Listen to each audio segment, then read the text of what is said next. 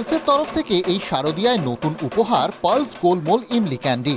টক মিষ্টি তেঁতুলের স্বাদের এই নতুন ক্যান্ডির স্বাদে মাতোয়ারা 8, 18 বা 80। এমনি পালসের দাম তো আছে, পালস আমরা খেয়েছি যেটা ওই ঝাল ঝাল চকলেটটা, একটা নতুন ফ্লেভার এসছে, সেটা দিয়ে সমর্থন ভালোই নি। তারপর এটা দেখলাম যে আর একটু ভালো, যে নতুন একটা তেঁতুল ক্যান্ডি বেরিয়েছে, তো ওটা টেস্টের হিসাবে আরও ভালো জিনিস। পালস ট্যাবলোর পাশে যেমন ভিড় জমালেন পড়ুয়ারা, তেমনি শৈশবের স্মৃতির স্বাদ ফিরে পেলেন বড়রাও। ये ब्रांड के चलते ही मैं लिया हूँ, मैं भी खाया और टेस्ट किया, बहुत बढ़िया है। TV9 বাংলা পুজোয় পালস সিজন 2 সম্মান জানালো মৃৎশিল্পী মনিকা পালকে। আজকে সম্মান জানিয়েছে, আমি ধন্য, ভালো লাগছে। পুজোয় পালসের উদ্যোগকে স্বাগত জানিয়েছেন শিল্পী থেকে পথ চলতি মানুষও।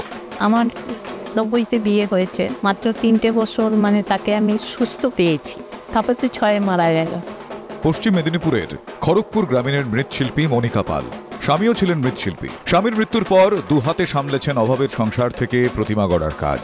94 অসুস্থ হয়েছিলেন, ওই সময়তে দুর্গাপুজো বিশ্বকর্মা পুজোর টাইম ছিল, তখন কোনো লোক পাওয়া যায়নি ঠাকুর তৈরি করার, তখন আমি নিজে মানে হাতে নিলাম এটা। দশভুজার মতো সংসার, পরিবার এবং ব্যবসা সামলাচ্ছেন তিনি। এবছরও মেদিনীপুর খড়গপুর মিলিয়ে একাধিক ঠাকুরের অর্ডার পেয়েছেন মনিকা। সে যখন মারা যায় তখন আমার এটা খড়ের চালাচ্ছি, দুর্গা ঠাকুর ভেতরে আছে, মানে এত জল পড়ছে, তিরপল ধরে দাঁড়িয়ে থাকতে হয়েছে, অনেক যুদ্ধ করেছি। থামতে নারাজ মনিকা। মনিকার লড়াইকে কুর্নিশ জানালো TV9 বাংলা পুজোয় পালস সিজন 2 শিল্পী সম্মান।